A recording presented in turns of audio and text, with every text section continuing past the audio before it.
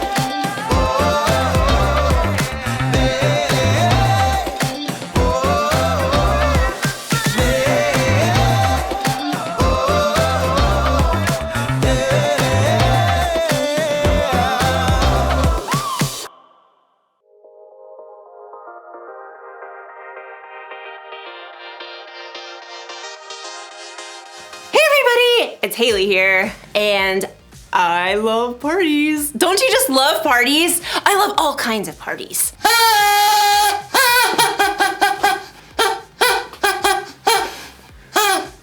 Birthday parties! Happy birthday to me, happy birthday to me, happy birthday, dear Haley! Happy birthday to me! And who doesn't love a good block party? Feedback toss!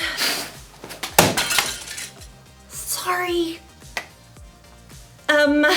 I could use some lessons. Which is why friendship is so important. Friendship is using your words and actions to show others you care. It's kind of hard to have a party without friends. And honestly, it's hard to even plan a party without friends. You need a tall friend to hang the lights. You need a friend who can bake. if you got a friend who's giving beanbag toss lessons, tell them to give me a call. The point is, we need friends, and friends need us. And in today's story, we're gonna talk about what makes a friend a friend. That sounds like fun! It makes me wanna party!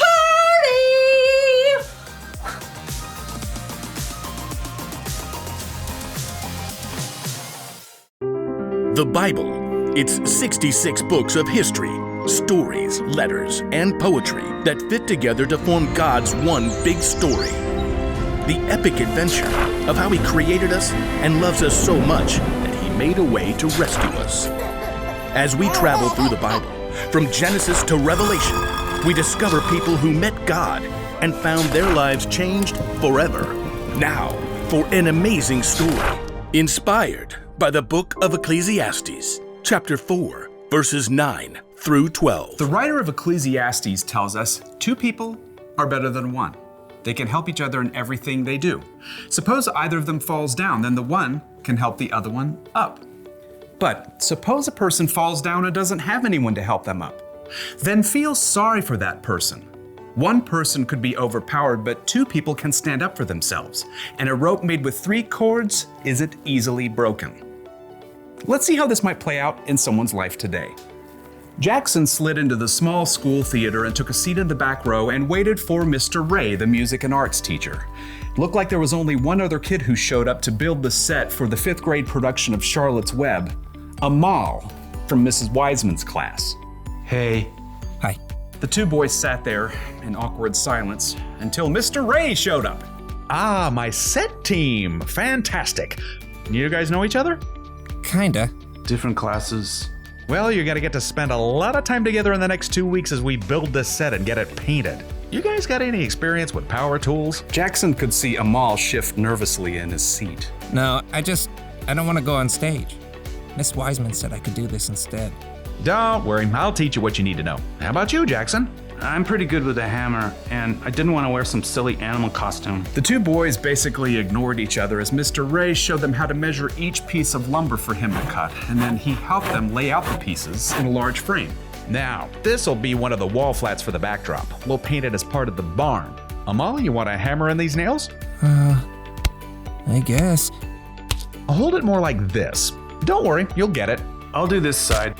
Jackson nailed together the entire flat while Amal still struggled with one corner. What a klutz. But it was a different story the next day when they started to paint. This flat is part of our barn wall. I want you guys to paint a couple of chickens right there. Amal grabbed a brush right away. Oh, do you want them to look like real chickens or like cartoons? Just give them your own personal spin. Amal got to work right away, creating an entire palette of colors while Jackson was still trying to figure out which brush to pick. Now, I've got to run down to the art room. Amal, why don't you show Jackson how to get started? I don't really... Mr. Ray smiled at them both. He needs a hand. I think you guys will make a great team. Mr. Ray hurried out. Jackson and Amal avoided each other's eyes. Well, I'll sketch an outline for the chickens. What do I do? Just, fill it in. I'm not really an artist. Jackson dipped his brush randomly in the blue paint and frowned at Amal's outline. Just have fun with it. Jackson swiped the blue brush, outlining a wing. I've never seen a blue chicken. Oh. It's great. It'll stand out. Oh. Thanks. By the time Mr. Ray returned, Jackson was surprised to discover that he and Amal had already painted 5 brilliant hued chickens. Mr. Ray grinned. I've never seen a more flamboyant flock. Jackson held out his fist to Amal, and Amal, surprised, gave him a fist bump. Yep, see you boys tomorrow.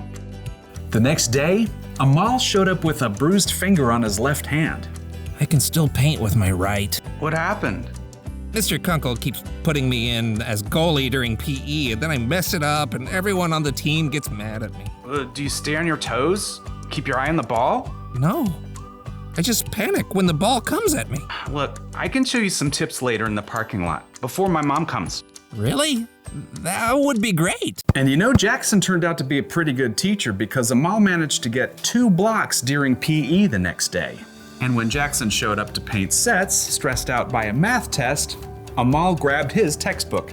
Fractions? I see all these weird numbers and I freeze up. You just have to break it down like this. With Amal's help, Jackson managed to stay calm during his test the next day. And by the middle of the next week, they had completed the entire backdrop for Charlotte's Web. Well done. I knew you two would make a great team. Amal's pretty okay. Jackson's not too terrible. Look, I know you guys are really different from each other, but it's boring if all your friends are just like you. Together, they started gathering wood scraps and wiping off brushes. Seriously, one of the wisest men to ever live pointed this out. Solomon. Solomon? Yep. He's this king in the Bible. He was a builder and an artist and super rich too. But for all the things he had, you know what he valued most? Friendship. He says it like this: 2 people are better than 1. They can help each other in everything they do. On point. Yeah. Amal held out his fist, and Jackson tapped it with his own. Maybe Solomon and Mr. Ray were onto something.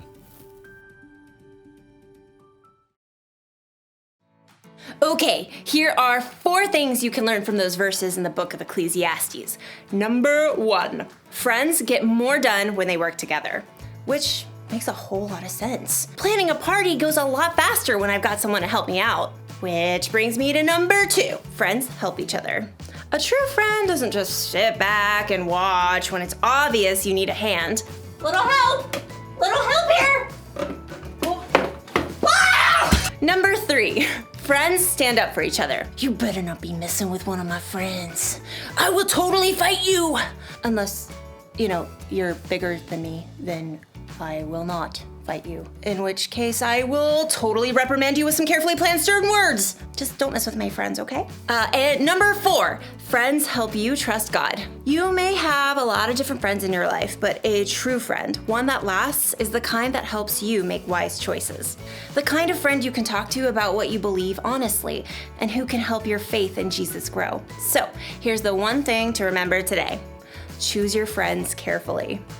I think you should try to be a friend to everybody, whether it's a friend you choose or not. But when you're deciding who to spend most of your time with, you should choose carefully. Ask yourself, is my friend helpful? Would they stand up for me? Do they help me trust God more? And while you're at it, ask yourself this: am I a helpful friend? Would I stand up for others and help people trust God more?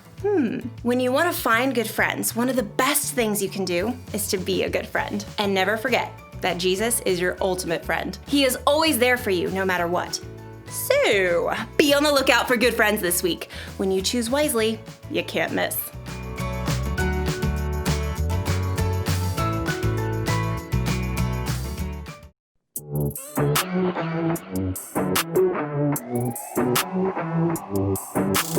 Jesus, you have been so faithful.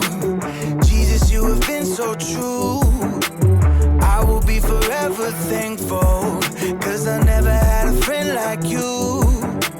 Help me to be who you've been to me, to everyone I see. Let us love one another with a love like no other yet. That's the way you love us, God. Never turn away, you are with us every day, yeah. That's the way you love us, God. Your love has always been beginning to end. There's never been a better friend. So let us love one another with our love like no other, yeah. That's the way you love us, God.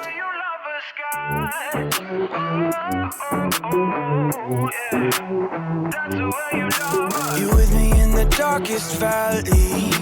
You with me on the mountaintop. I'm thankful that you never leave me, and that your love will never stop.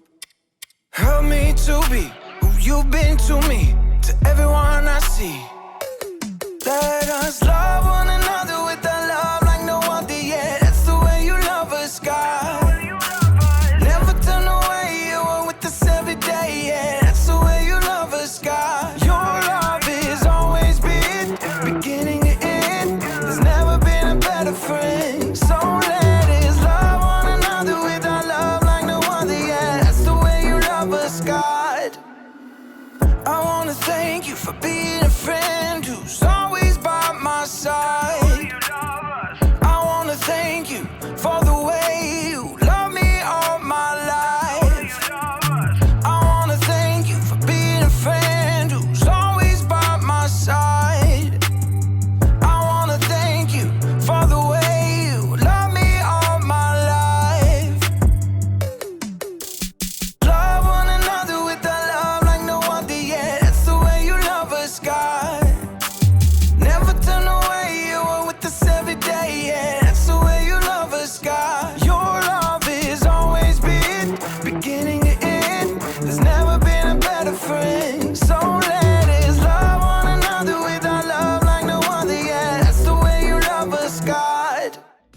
Wow, wasn't that awesome? I am so excited that we got to hear something about God today. What did you learn? Awesome! I'm so excited. And next week, I hope you come back to join us to learn something new. Talk to you soon. Bye.